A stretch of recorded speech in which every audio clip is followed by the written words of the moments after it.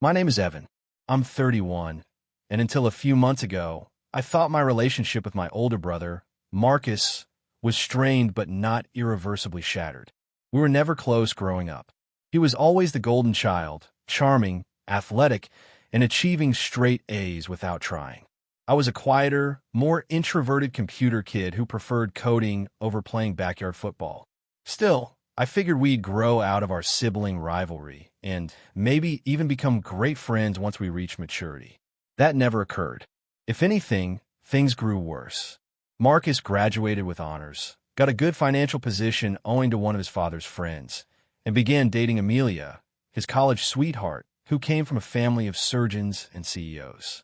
I chose a different path, dropping out of college to launch my own tech firm with two high school buddies.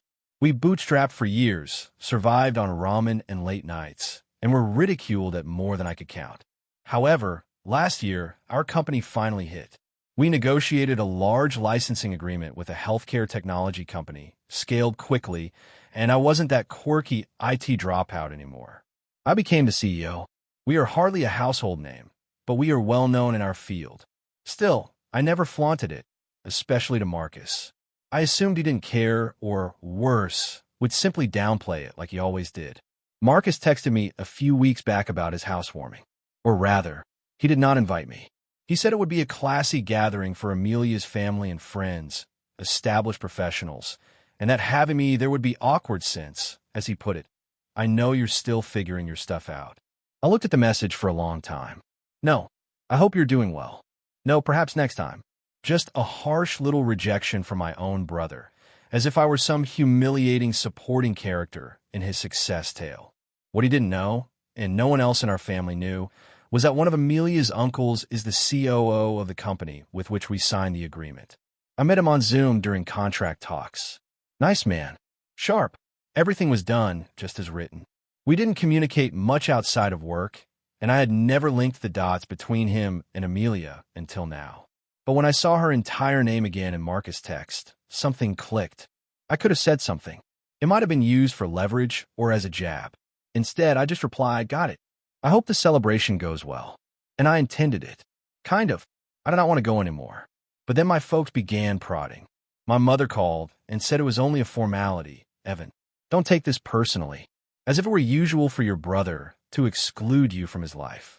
My father also jumped in, stating Marcus was simply trying to impress Amelia's family, and that I'd understand once I settled down. That one stings. I've always been the lone one, but it wasn't my choice. I've just been busy making something real. They never took the time to inquire about. I was going to let it go. Yes, I was. But 2 nights before the celebration, I received a call from my cousin Derek. He asked, "Hey man, are you really not coming to the housewarming?" I told him the truth. Marcus did not want me there. Derek hesitated before saying, "That's messed up, especially given what they have been saying."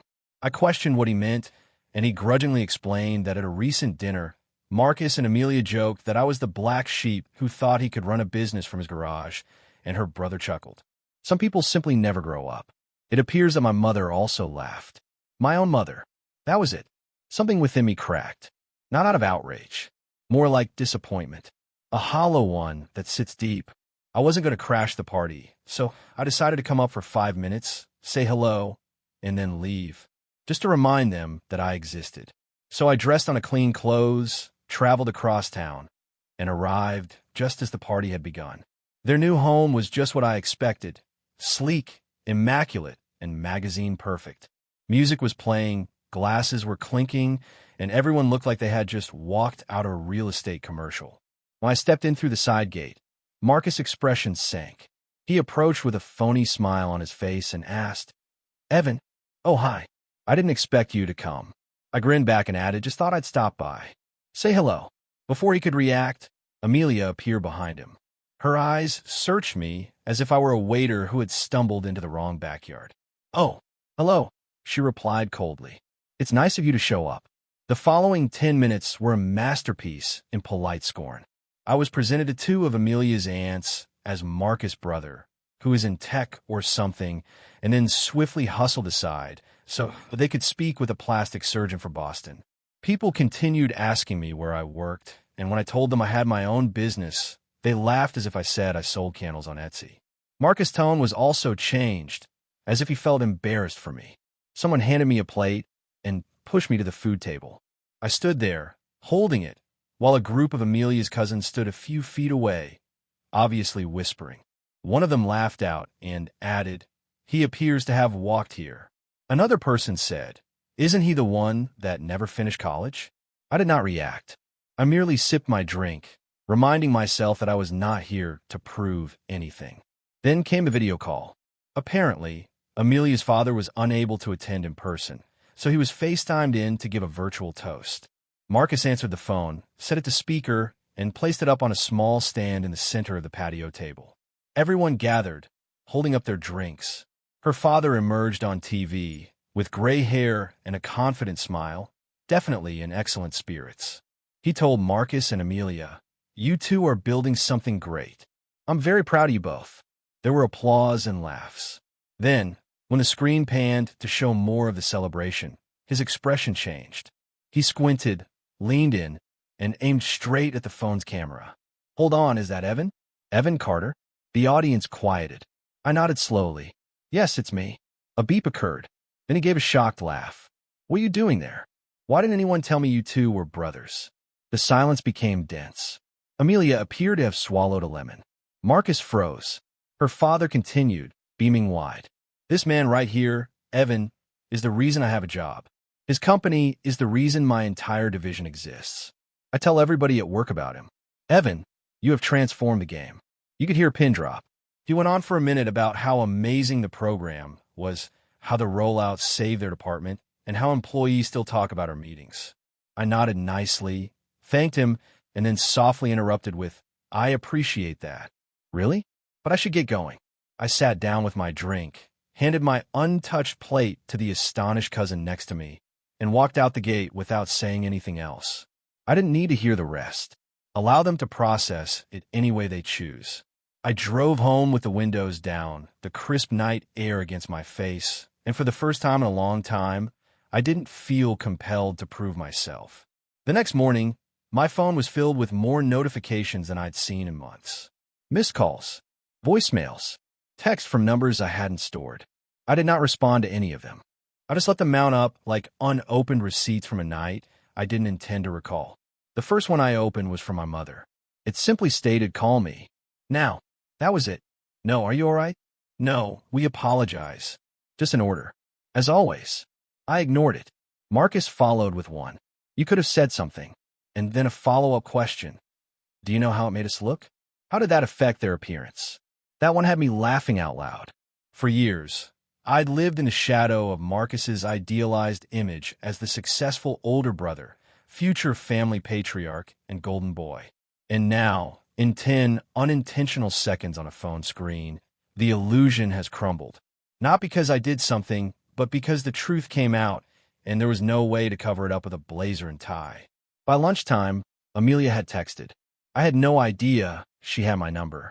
Her message was longer. "Hey, Evan, I'm very sorry about last night. I hadn't realized how accomplished you were. I believe some folks at the party misread your situation.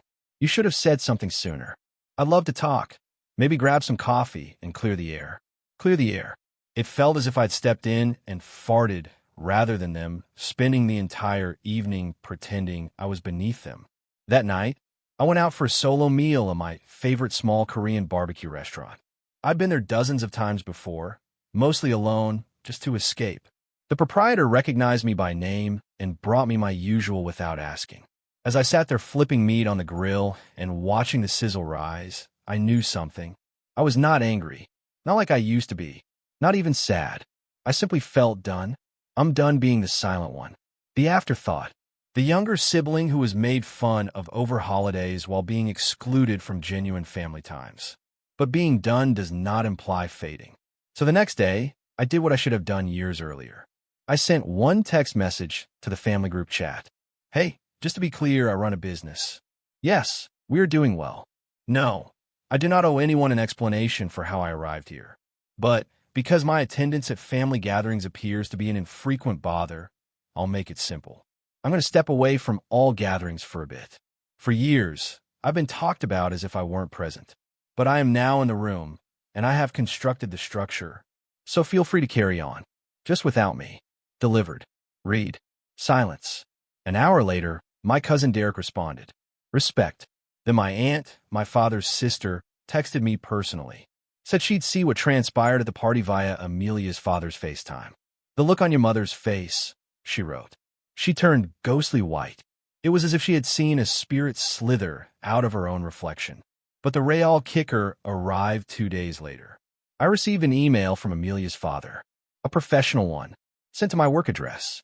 He wrote, Evan, I owe you an apology. I had no notion you were a member of that family. Nobody mentioned it. I cannot believe how they handled you.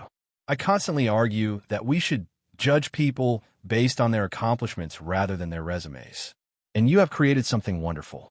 If you're ever interested in partnering again, on a larger scale this time, I'd be delighted to plan a meeting. No pressure, only admiration. I looked at the screen for a long time, not because I sought validation, but nonetheless, just one sentence from someone outside the family. I can't believe the way they treated you. Cut worse than any apology from my family could. Then came the fallout. My mother showed up to my apartment. Not called, not texted, just knocked. When I opened the door, she stood there in her best coat, clutching a grocery bag as if it were a peace offering. I brought your favorite, those sesame cookies, she replied, half smiling. I did not welcome her in. She stood nervously in the hallway, bouncing her shoes. Evan, we didn't know. You never informed us how big your company became. I looked her in the eyes and asked, would it have mattered? She blinked. Of course it would have. I nodded slowly. Exactly. She opened her lips to respond, but then closed it again. Her gaze moved. Marcus is quite unhappy. He did not mean to exclude you. That's hilarious, I said, having read the message. It was not a misunderstanding. He stated it clearly. There was a pause. A long one. She then muttered, It's just hard sometimes, feeling like I don't know how to connect with you. That one stings. It wasn't harsh. It was cowardly. You could have tried, I added gently, instead of laughing when they humiliated me and pretended I wasn't present. She looked down. I could see her lip quivering, but I did not move. I did not open the door further. I did not hug her. I just stood there, fatigued yet serene. I'm not abandoning you, I stated finally, but I'm not playing this game anymore. I'm not seeking approval. If you want me in your life, it must be as an equal, not as the punchline. She nodded, blinking quickly. I understand. I don't believe she did, but she still left the cookies, and for the first time in years, I didn't eat them. The next family gathering was a month later for Dad's birthday supper. I did not go. Marcus shared a group selfie from the table. Everyone is happy, the platters are full, and the candles are burning. I ignored it. Several minutes later, he sent a private message. Dad misses you. Come by this weekend? I haven't responded yet because, for once, they've reached out, and I'm debating whether they deserve a response. I ended up going. Not because of guilt. Not because I had missed them. I went because I wanted to look my father in the eye one final time and see whether he noticed me. It was a calm Sunday afternoon. There are no birthday balloons. No extended family. Just my parents, Marcus and Amelia. I wore a navy blazer not to impress them, but because I knew they'd expect me to dress casually, as if my life was still a thrown-together garage project. It was petty, yes, but I wanted them to feel the difference before I talked. Marcus opened the door. Hey, he added, attempting to sound casual, as if we hadn't been radio silence for weeks. I'm glad you made it. Sure, I said bluntly and brushed past him. Inside, Dad was seated in his normal chair by the fireplace, drinking something dark from a heavy tumbler.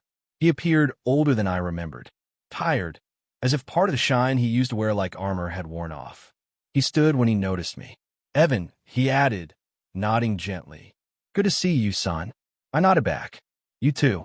Amelia gave a little wave from the kitchen, where she was plating a pre-made cake. Nobody talked about the celebration. Nobody brought up what had transpired. We pretended that nothing had changed. Only everything had. We sat at the dining table, and the supper was silent. Too quiet. Not so peaceful silence. Just loaded. Every fork clink sounded louder than necessary. Every breath seemed to come with strings attached. Dad only spoke out after the plates were cleaned and the cake had been sliced. I heard you did well for yourself. I looked at him. You could have asked sooner. He nodded slowly. Maybe I should have. I suppose I didn't realize. He trailed off. I waited. I always thought Marcus had a brighter path. He finally admitted. He did things in the way that I understood. College. Job. Stability. You went your own way, and I had no idea what to deal with that. So you disregarded it. I continued with a firm voice. You dismissed it. And me. He looked me in the eyes, and for a second, I believed I saw something real. Regret. Maybe. Or at least acknowledgement. You're correct, he said. And I apologize. That should have been sufficient. That could have been enough. But Marcus couldn't let it go. He leaned back in his chair as he spoke. I still think you overreacted to the party. It was not personal.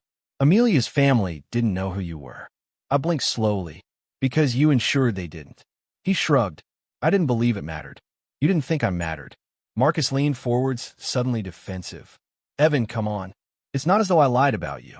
I didn't make a big issue about it. You made a point of keeping me little. I snapped. You've always done that. You treat me as if I were an embarrassing experiment that worked out by chance. Amelia interrupted, her voice calm but harsh. Let's not turn this into a quarrel. I turned to face her. You mocked me. To your family. Behind my back. She froze. I overheard what you said. Regarding how I never made it. About how I dropped out. About how you were too successful to be around me. Her cheeks reddened. I didn't mean it that way. But you mentioned it. Marcus let you. Everyone remained still. I turned back to face Dad. Do you want to know why I stopped coming around? Why am I not at birthdays or holidays? It isn't because I'm busy. It isn't because I am bitter. It's because he made it obvious that I was only welcome if I did my bit. The underachiever. The strange one. The one you laugh about after dinner because you think I'm not paying attention. Nobody moved. I stood up. Did you want me here? Now I've arrived. But this is the last time I will enter a room only to make you feel better about ignoring me. I reached into my coat pocket and removed a white envelope. What is this? Dad asked. My company's annual gala is next month. It will take place at the Skyline Towers in downtown. That's a VIP invitation. You are welcome to come and see for yourself what I have built. You can also throw it out and go back to pretending. I turned and proceeded toward the door. Nobody said a thing. I breathed as I went outside into the cool air. Not out of relief, but for closure. The following day, my assistant called. You won't believe this, she said. We just received a confirming RSVP. From whom? Your father. +3. The night of the gala approached like a storm, with silent expectation giving way to bursts of drama and long-awaited reckoning. I arrived early, wearing a tailored charcoal suit. Subtle but sharp. No name tag. It is unnecessary to provide an introduction. This was my universe. Skyline Towers event room featured polished glass and magnificent city vistas, as well as mellow jazz music and cozy lighting. Investors, partners, and industry leaders gathered over glasses of champagne and relaxed. I was in my element. I told the staff to treat my family just like any other guest. There is no extra fanfare. There is no special attention. Allow the setting to speak for itself. When they arrived, the room had altered. I saw them approach from across the hall. My father in a stiff black suit, my mother clutching to his elbow, Marcus and Amelia following closely behind, both dressed as if they were attending an awards show. They stood awkwardly near the registration counter until one of the assistants checked their identities and issued them VIP access badges, just like the rest. I watched them stare around, trying to make sense of everything.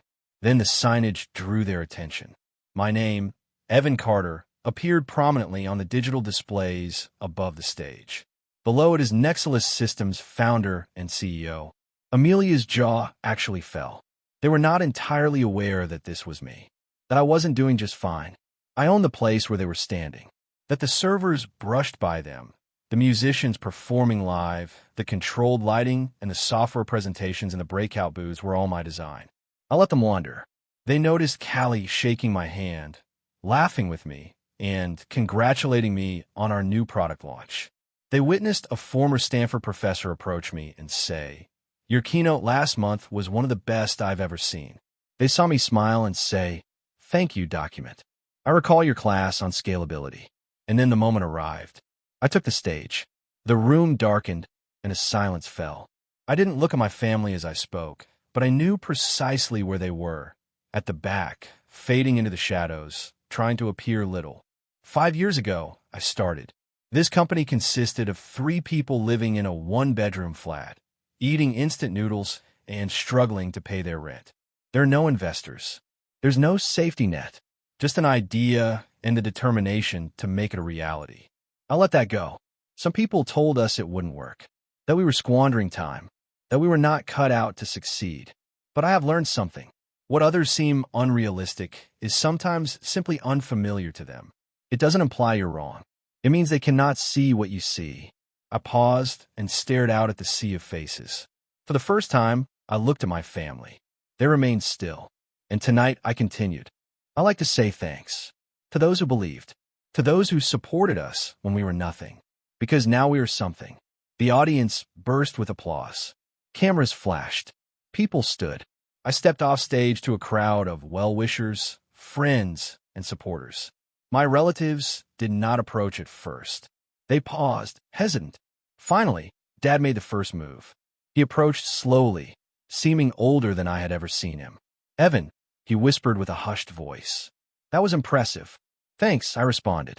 I did not smile. "I didn't realize," he responded, looking around the room. "What you've built." "I know," I replied simply. He swallowed. "I apologize." Mom, behind him, blinked rapidly. "We did not mean to make you feel insignificant," she replied, her voice tense. "But you did," I said. "For years." She flinched. Marcus stepped forward. "I was mistaken," he admitted. "About everything. I was just jealous, I suppose. I did things the proper way, and continue to do so. I'm not where you are." I raised an eyebrow. "You're not supposed to be where I am. It was never a race." He looked down. I made one. Amelia said nothing, just stood alongside him, frozen. I nodded slowly. "Here's the thing. I'm not angry anymore, but I'm not going to pretend none of this occurred." "So what happens now?" Mom inquired quietly. "Should we just go our separate ways?" I gazed at her. "It's up to you. I'm willing to start afresh, but this time on equal footing. There are no shots, no backhanded compliments. No is the lesser son. I'm done playing that part." They nodded. Even Marcus. We didn't hug. Not that night. But they departed early, quieter than when they arrived, and I watched them pass through the glass doors into the cold night. There was no big explosion. There was no shouting. Just a creeping awareness that the person they thought would never amount to anything had quietly transformed into someone they'd never comprehend. A few weeks later, my mother texted. Just a photograph. It was an old family portrait from 10 years ago, with Marcus in the center and me thrown to the side, barely in frame. But this time, she edited it differently. It centered me. Captioned, "Thinking about how proud I am." It was not everything, but there was something. That's how it ends. I did not gain my retribution in the way that most people assume. I did not devastate anyone. I did not yell. I did not beg. I just achieved so loudly that silence was no longer an option. And sometimes that is the best form of vengeance.